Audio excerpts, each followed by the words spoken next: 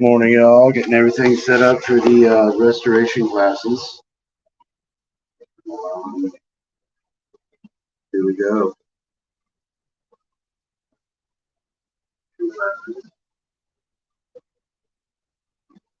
Ready?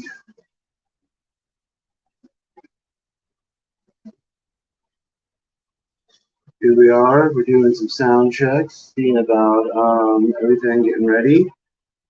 Seeing how the voice sounds here. If you can hear this in the background. Seeing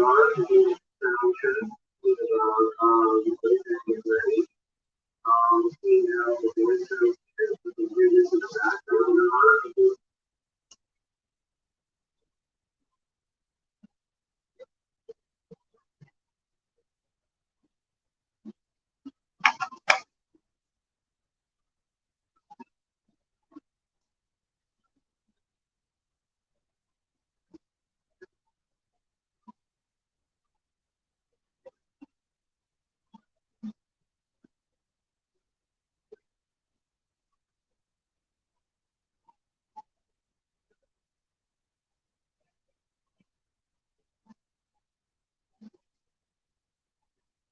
Ready.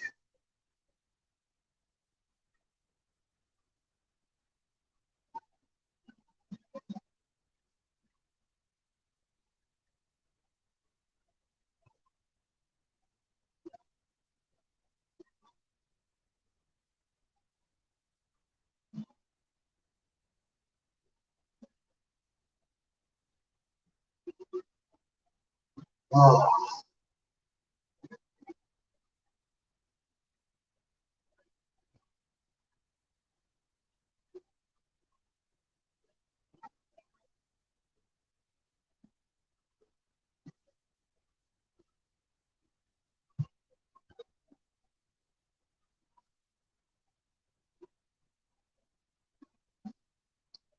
Jesus, Irish assistant. Here we go.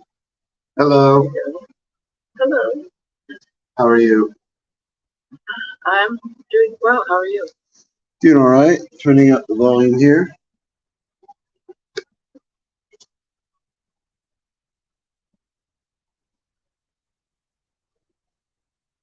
Are you feeling better? Yes, I am. Um, yeah, Sunday I just all I did was eat junk food all day. I worked out in the heat, and then Monday morning I really wasn't feeling it. I just wasn't feeling good.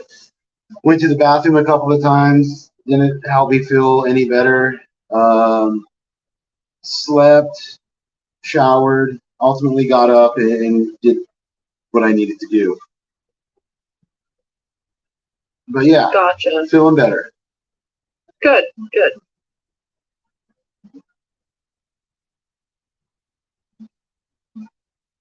Says you're still trying to get in. Hold on. There we go.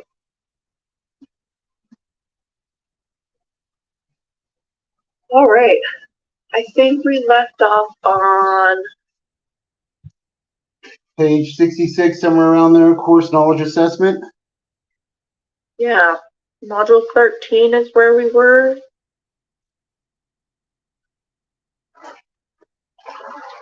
Okay. Do you want me to read the questions out loud? Yeah. Why do people stand up in court when the judge comes in or goes out? The answer, to show courtesy and respect. Yes. When in court, make sure your cell phone is turned off. That is true, completely correct. Yes. Very. It does not matter what I wear in court as long as I am innocent. False. You gotta be presentable sometimes. Yeah. Yeah. I'm allowed to bring food and drinks in the court as long as I don't make a mess. False. Good. I missed one. Under no circumstance should I ever interrupt anyone who is speaking while in court. Technically, that's true. Yeah. Yeah. All right. Any questions on the hygiene or court decorum? Nope. Awesome. Let's move on to Module 14. Module 14, testifying and appropriately challenging other witnesses.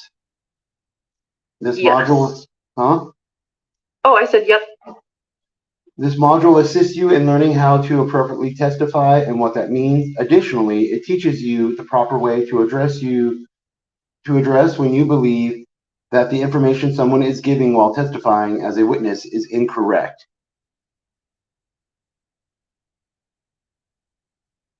Great. We'll start with the course pretest on the next page. Alrighty. Course pretest. Are you required to testify in court if you do not want to? No, you are not required. You always have the right not to speak. Yeah, that's very true. 2, what are some strategies to testify effectively? Speak articulately, tell the truth, and have witnesses to corroborate your testimony. Yeah, those are all great ways. And some other ones would be like being truthful. You know, if you don't remember something, just being honest and saying like, I don't remember that. Things like that. Yep.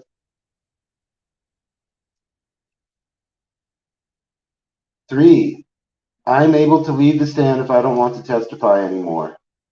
I believe that's true.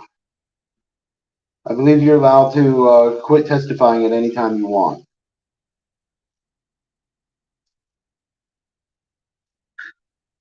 It is like you can stop technically answering the questions, but the answer is going to be false because you have to wait for the judge to tell you that you're allowed to go back to your seat. Oh, okay. All right, so the answer is false. The judge has to authorize you to leave the stand. Yes. 4, if I believe someone is lying when they are testifying, there's nothing I can do. False. You can object. Right. Yeah. Well, your attorney can object, or you can say something to your attorney, stuff along those lines. All right. 5, if someone says something I don't like when testifying, I have the right to yell at them for lying. False. Right. Yeah. All right. You want to read the vocabulary, or do you want me to read it? I'll read it. Okay. Vocabulary. Testifying. Answering questions in the court. Testimony. Information or evidence given by a witness under oath. Witness. One who testifies under oath to what he/she has seen, heard, or otherwise observed. Truthful. Telling the truth. Information. Knowledge communicated or received concerning a particular fact or circumstance. Communication. The imparting or interchange of thoughts, opinions, or information by speech, writing, or signs.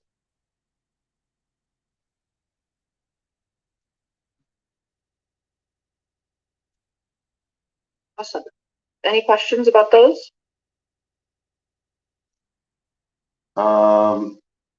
No.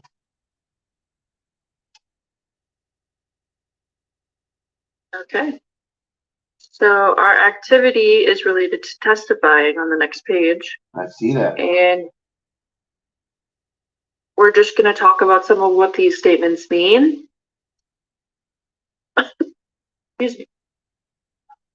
So the first one is the truth and nothing but the truth.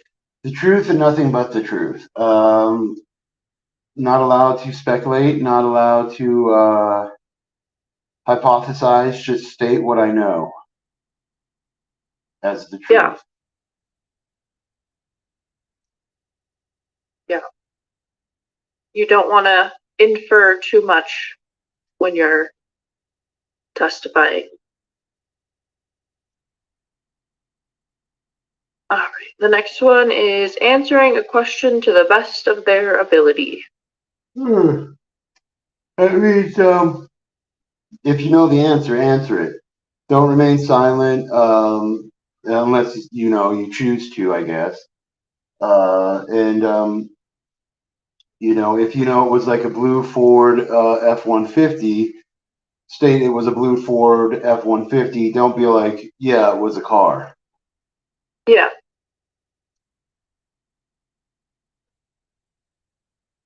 What it means to be under oath. Tell the truth. You gave in your oath and affirm that you will state honest facts. Yep. And the last thing, it says, list as many ideas as you can about how to appropriately communicate with your attorney during court. Oh, excuse me. Post-it notes, notepad, whispering, tapping on the table to get his attention.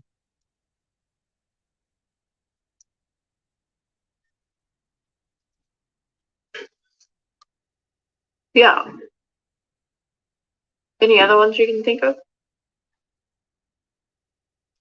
No. What? Any others? Let's see, you already said notes, whispering. I haven't heard the tapping on the table one.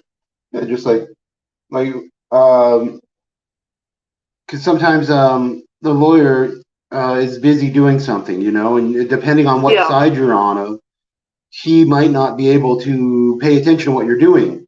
So just instead of like touching him to get his attention, just like tapping the table next to him. Right.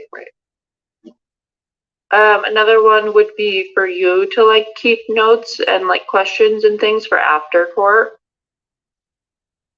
Because I guess not everything can be addressed while you're in the courtroom, but like here's this thing I thought of that we might be able to use later on. Does that make sense? Yes, ma'am. Awesome. We get through these modules very quickly. These usually take like 30 minutes, but we always finish in like 10 or 15. Oh, wow. Yeah.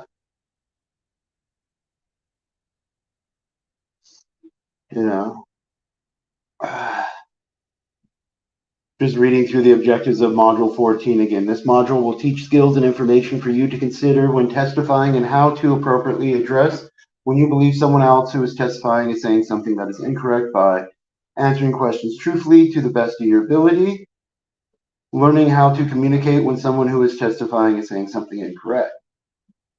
All right. Yeah. And we went through all the questions, the pretest, the vocabulary, and the activities. All righty. Oh, excuse me. Do you have any plans for the rest of your day? Oh, I've got lots of plans. I want to go jog and get some swimming. I wanted to go to work.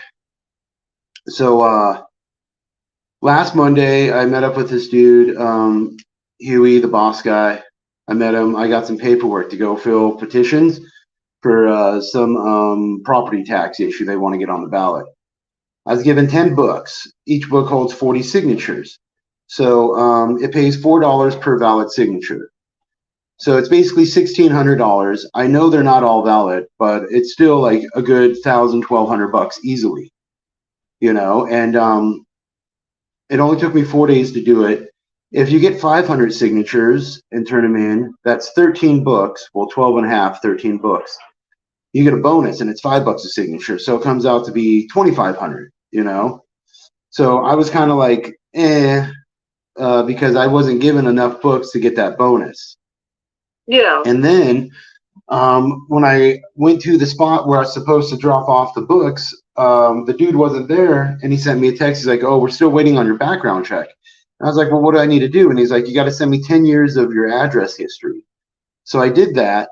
I'm still waiting on that, and I have to wait on all that before I can turn in these books and get paid. A book is a packet. Oh. They hold 40 signatures. You ever see those people outside the grocery store? Hey, sign this. Yeah. Yeah. So that's what I'm doing. and it pays good money.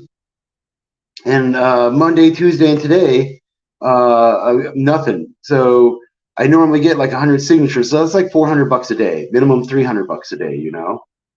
Yeah. So that's actually how I make money and pay rent and all that. So right now I'm kind of just got nothing going on. So I'm just like cleaning up, doing whatever I can, getting stuff done, just waiting for a background check or something else. Because not only that, I got a phone call from some dude. So this petitioning thing, everybody always wants to be the person in charge because that's basically how you get to milk it and get more money. So me, I'm on the street, all right? I have to go collect the signatures.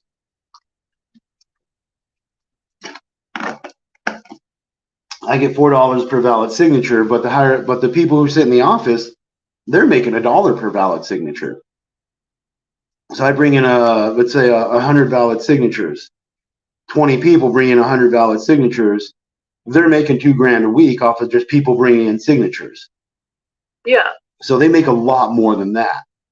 And so one of the dudes was asking me, always in people's business. But anyways, he was like, "Oh yeah, I work for the people who do this," and I was like, "Yeah, I'm just independently contracting, and I think it's through Blitz." And he's like, "Oh well, I work for the people who hired Blitz," and I'm like, "Okay, what does that got to do with me?" And he's like, "Well, how did you pass the background check?" And I'm like, "Why do you care?" And so yesterday the dude called me up and specifically asked me about that. He's like, "Well, hey, there's been a lot of discussion about you." And I was like, "What do you mean? Why was there discussion about me?" And he's just like, "Oh, well, it was just brought up," which basically meant he brought it up. All right. So I guess he brought up to the people in charge that I have a background and was wondering how did I pass the background check because he was one of the people who was trying to get high standards for background checks because I guess he didn't want whoever with a background to get hired. So I was talking with him yesterday and I was like, well, hey, because he was like, yeah, you need to stop turning in books and going out and getting more signatures until we figure this out. And I was like, well, if you're in charge, why not I just turn into you then? If you could override a background check and the guy I'm independently contracting for cannot, then I'll just turn into you. And then he's like, oh, give me a minute, I'll call you back. Never called me back. So it sounded kind of like a setup when I brought up the whole thing of, this person telling me they're in charge, they can override the background check and all that shit. And then I was like, well, then I'll just turn into you because you have your own office. And then he was like, oh, wait, yeah. It sounded more like they just wanted to shit on me having this job because it's real easy and it pays real good money. I mean, honestly, I can make $2,500 a week. Yeah. Yeah. Wow.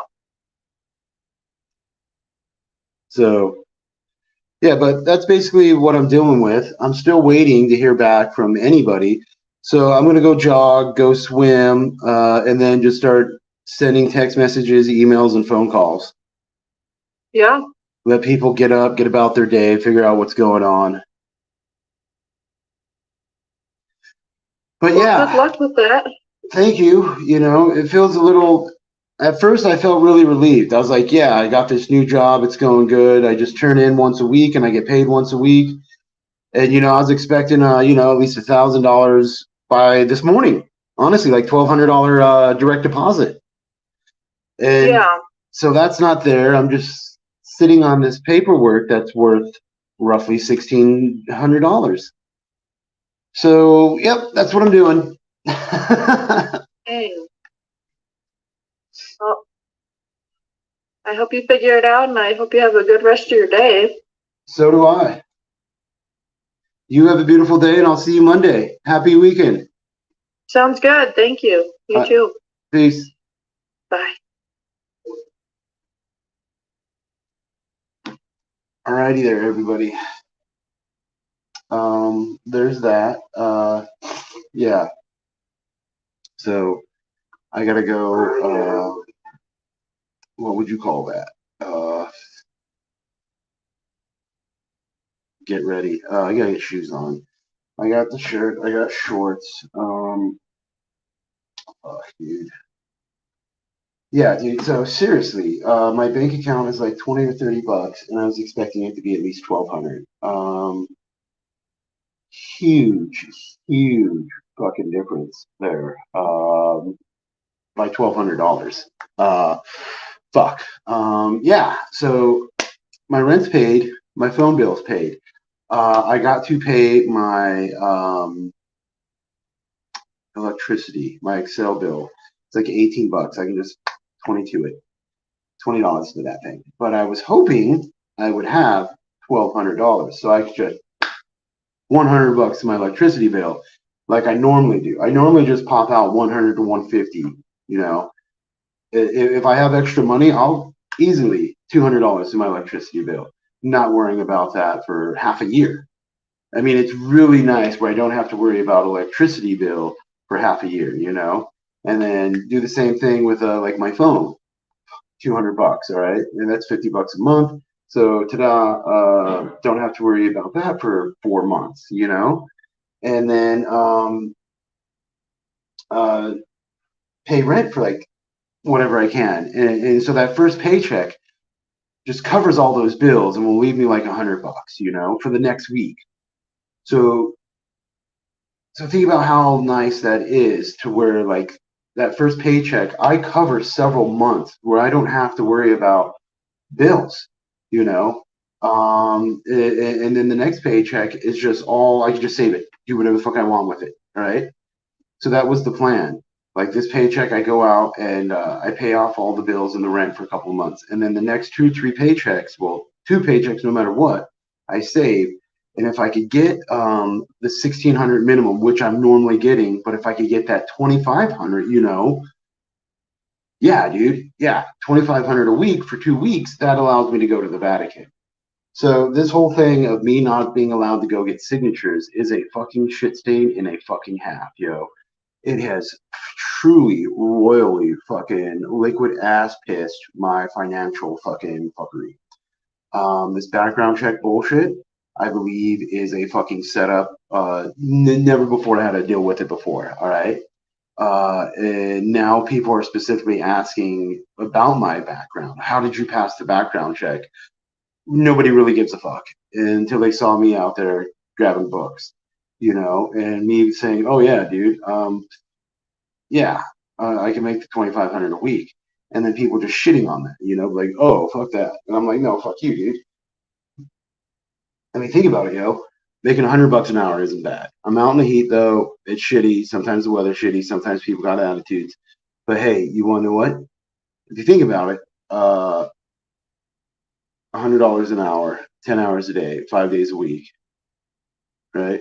Or no, $100 an hour, 5 hours a day, 5 days a week, right?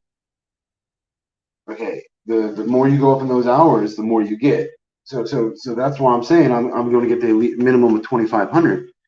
And this shit, it's such a shit stain, dude. Speaking of taking a shit, I gotta go take a shit, yo. I gotta go deal with this. All right. So yeah, everybody in YouTube land, stay warm if you need to stay warm, stay cool if you need to stay cool, stay healthy, stay safe, stay sober if you choose a sobriety, because I'm probably about to get on that sobriety train. You know, not today. Today I'll finish off whatever I got. I got a little bowl of weed here from last night. I took a puff this morning before I took a shower, because I took a shower before class. Clean up this. Fuck, dude. Yeah, I gotta take another shit. All right. So it is 9:24 a.m. You all have a beautiful day, man. Those braids, they look beautiful. Oh man. All right. Yeah. Everybody in YouTube land, do your thing. Be happy. Be safe. Be beautiful. Have a beautiful day, and I gotta go get that money. Hopefully. Peace. Love you.